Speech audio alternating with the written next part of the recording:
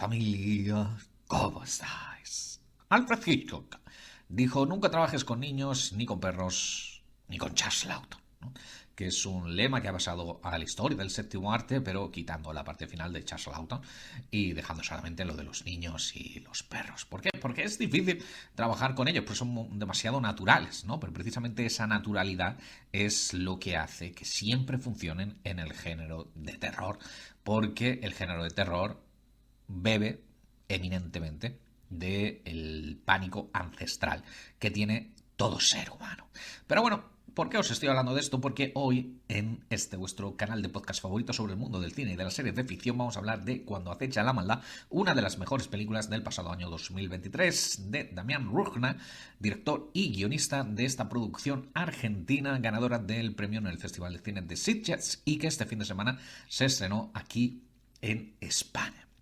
Insisto, una de las mejores películas del año pasado, sobre todo dentro del género de terror, que os recomiendo que vayáis a ver en pantalla grande. Está ahora mismo en la cartelera, siempre y cuando no seáis demasiado impresionables, ¿no? Porque la película es bastante terrorífica y tiene algunas escenas que rayarían el gore. O sea, no llega a los niveles de Evil Dead Rises, la última entrega de Posesión Infernal que vimos también el pasado año, pero está ahí. Y además, como se mueven dentro de un mundo realista, de un contexto realista, pues produce aún más pánico, más terror, ¿no? Porque lo que vemos en Evil Dead, pues claramente es disfrutable porque está exagerado, o sea, no te llegas a creer, ¿no? Las cosas que pasan en la última entrega de la saga que inició en su día Sam Raimi. ¿Por qué me ha gustado mucho esta película de Cuando acecha la maldad? Bueno, entre otras cosas, porque se nota que también Rugna, que ya había apuntado maneras con Aterrados, o anterior película, dentro del mismo género, pues es un hombre que entiende mucho de cine, muchísimo de cine. Empieza la película con una banda sonora de Pablo Fu que nos remite directamente a las típicas composiciones que hacía John Carpenter de sus inicios, ¿no? Para películas como La Cosa o como Asalto a la comisaría del Distrito 13 y todas estas, qué buenas eran esas películas y que eran, al igual que esta, Cuando acecha la maldad, eran un western disfrazado. Cuando acecha la maldad era Solan del peligro, de Fred Zinnemann, ¿no? En muchos aspectos. Bueno, pues empieza la película con esa banda sonora y una escena donde hay dos tipos dentro de una cabaña y están escuchando unos tiros en medio, en la negrura de la noche. Y dicen, ¿eso es en nuestra propiedad? No, eso es en el bosque. No, eso es cerca. Tenemos que salir a investigar, ¿no? Y entonces toda esa liturgia de cómo van preparando las escopetas con el protagonista fumando un cigarrillo y mirando que está cargada, todo eso es western en estado puro, el plano cenital luego de cómo van avanzando por el medio del bosque, eso parece que están dirigiéndose al OK Corral para enfrentarse en un duelo a muerte. Es muy cinematográficamente hablando, es muy western y eso pues ya a muchos de los que vemos el cine nos encanta. Nos encanta porque nos introduce en un contexto no solamente de metaficción cinematográfica, sino que es como épico. Y a la vez también lo envuelve dentro de esta cosa que actualmente también tenemos mucho en el cine, sobre todo de nuestras fronteras, que es el escenario rural. Esto de la España deshabitada, de los grandes núcleos urbanos que se van descentralizando, etcétera, etcétera. Que ya tuvimos, por ejemplo, el año pasado con Asbestas de Rodrigo Sorogoyen y que nos demostró que el mundo rural también puede ser terrorífico, aunque aquello era un thriller y esto es terror en estado puro, hasta el punto de que podríamos denominarlo como folk terror, ¿no? Que es una terminología que a mí particularmente me encanta. Pero es que además, cuando acecha la maldad, que no deja de ser una historia sobre personas demoníacas, al igual que Evil Dead, ¿no? Que están poseídas por la maldad, los embichados, pues apela también a una mitología que desde que somos niños hemos ido construyendo. Yo, por ejemplo, esto de adopta un pueblo. Yo tenía un pueblo. Yo crecí eminentemente en una ciudad pequeña o en un pueblo grande, como lo queráis definir, pero luego todos los fines de semana, las fiestas, el verano, la Navidad, Semana Santa, bueno, la pasaba en el pueblo de mi abuela, en una casita ahí en medio del campo y donde me iba contando mi abuela este tipo de historias de que supuestamente eran realidad, ¿no? A tal vecino le pasó tal cosa y a tal le pasaba tal cosa, ¿no? Que siempre aparecía tu madre y tu padre y te decían, no le cuentes eso al niño, ¿no? Pero tú, claro, en tu cabeza de niño, además, ahora no pasa tanto, pero tú cuando eres niño aquí en España, te metían toda esa mierda, todo ese veneno católico de la religión.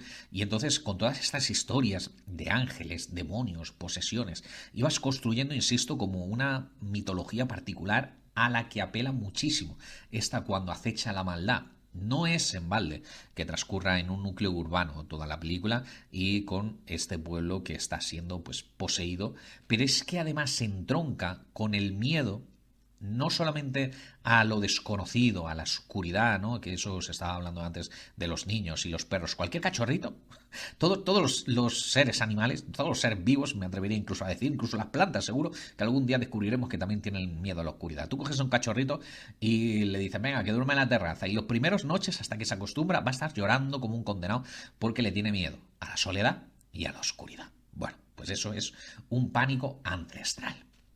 Pero insisto, también apela esta Cuando acecha la maldad al Cuando acecha la maldad, sí es el título. Bueno, pues apela al último miedo sociológico que tenemos instaurado desde los tiempos de la pandemia. De esta cosa de no sabemos cómo se transmite, no sabemos qué hacer para retenerla, ¿no? Que precisamente en esa misma casa que os hablaba, la casa de mi abuela, es donde pasé el tiempo duro, el núcleo duro de la pandemia, donde no pasaba ningún coche porque se había paralizado todo el país, todo el mundo se había paralizado, donde ponían las noticias y en cada programa decían una cosa distinta porque no sabíamos a qué nos estábamos enfrentando, donde las cifras de fallecidos eran escandalosas, eran terroríficamente escandalosas, donde yo salí 20 días después, yo estuve encerrado, 20 días, sin salir absolutamente de casa, escuchando por las mañanas cómo pasaban fumigando las calles con lejía, y fregando los contenedores de basura porque no sabían cómo se contagiaba todo. Y entonces yo 20 días después fui a un supermercado con ropa que luego tiré a la basura, o sea, era ropa que no me ponía, ¿no? Porque luego la tiré al contenedor directamente, y fregué todo lo que compré, lo fregué, o sea, una cosa de la que ahora nos reímos mucho, mi hermana y yo, pero que en aquel momento parecía plausible y el acto a proceder con más lógica posible. Bueno, pues entronca ese pánico ancestral a los que os hacía referencia, además con animales y con niños, que siempre funcionan dentro del terror, como se estaba comentando en la introducción, pues lo entronca con este miedo natural que nos ha surgido, con esta psicosis que hemos tenido a raíz del ya sabéis qué, y que es cruel, o sea, es tristemente cruel, porque también denota que hemos cogido miedo al prójimo, al que la persona más cercana a nosotros nos pueda transmitir la peor de las enfermedades. Bueno, pues con todo eso juega Cuando acecha la maldad, encima con una puesta en escena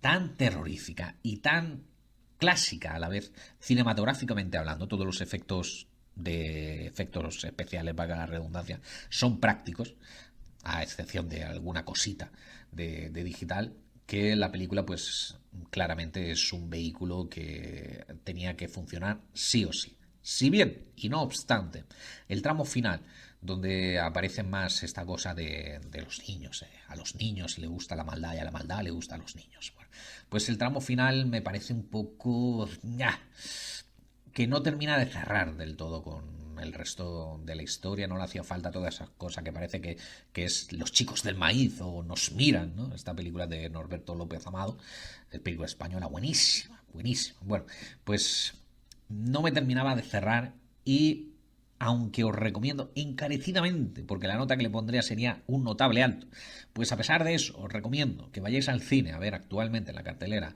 Cuando acecha la maldad, que es una de las mejores películas que podéis encontrar en la taquilla. Bueno, pues no es menos cierto que también nos ha llegado un poco inflada la película. ¿Por qué? Porque es una producción argentina. ¿Y qué pasa? Los argentinos son muy ególatras, ¿no? No os dirá nada que ver con eso. Resulta que el país, Argentina, si no veis la noticia, bueno, pues está ahora mismo pues, en una crisis brutal.